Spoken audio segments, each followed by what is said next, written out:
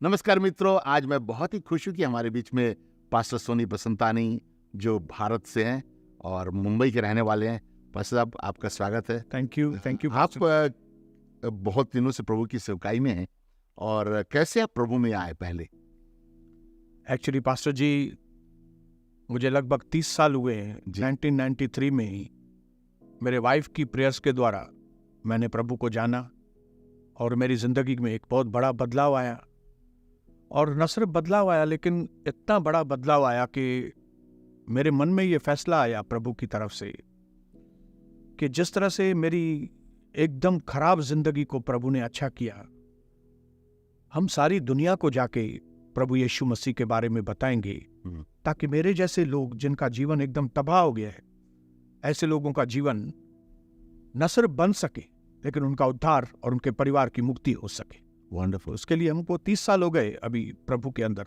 वाह। मेरे वाइफ की प्रार्थना के द्वारा, क्योंकि हम लोग बहुत सारी समस्याओं के, फैमिली प्रॉब्लम्स, फिर फाइनेंशियल प्रॉब्लम्स, फिर मेरा कैरेक्टर एकदम खराब था। मतलब कोई वे नहीं था कि हमारी जिंदगी सही हो सके। डाइवोर्स, और लगता था डाइवोर्स करके फिर मैं दूसरी शादी करूंगा, लेकिन क्या करूंगा, कुछ भी आगे डायरेक्शन नहीं था।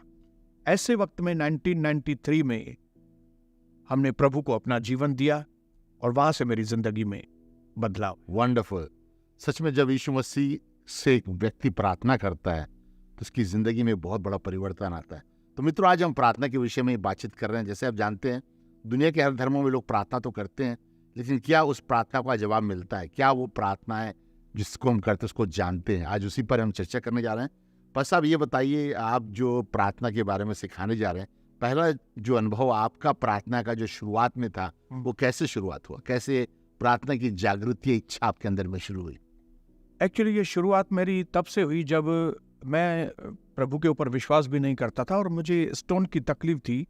और एक भाई और एक बहन मेरे लिए घर में प्रार्थना करने के लिए आए थे, और लगभग मैं समझता हूँ उन्होंने 2 मिनट या 3 मिनट प्रार्थना की, और मैं तो विश्वास भी नहीं करता था राइट कि ये लोग जो प्रार्थना कर रहे हैं ऐसा होता है। राइट। मेरे किडनी स्टोन के लिए उन्होंने प्रार्थना की थी। हाँ।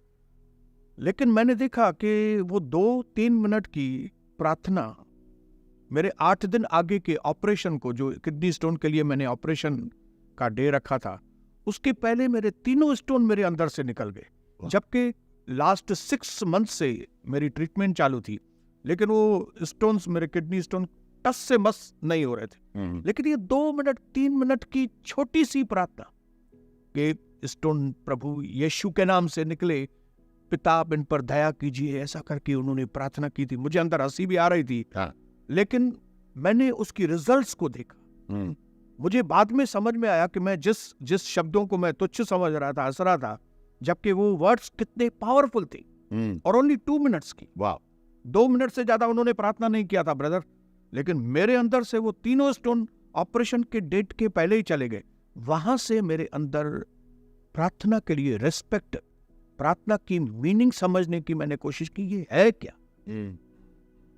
और फिर थोड़े दिन के अंदर ही हमने प्रभु को ग्रहण किया था, क्योंकि मेरी वाइफ ने टूटी फूटी प्रार्थना, मैंने अपनी वाइफ को देखा था, वो टूटी फूटी प्रार्थना करती थी कि प्रभु यीशु, मैं नहीं जानती आप कौन है, लेकिन मेरा पति मुझे बहुत टॉर्चर करता है और मेरे घर की हालत बहुत खराब है।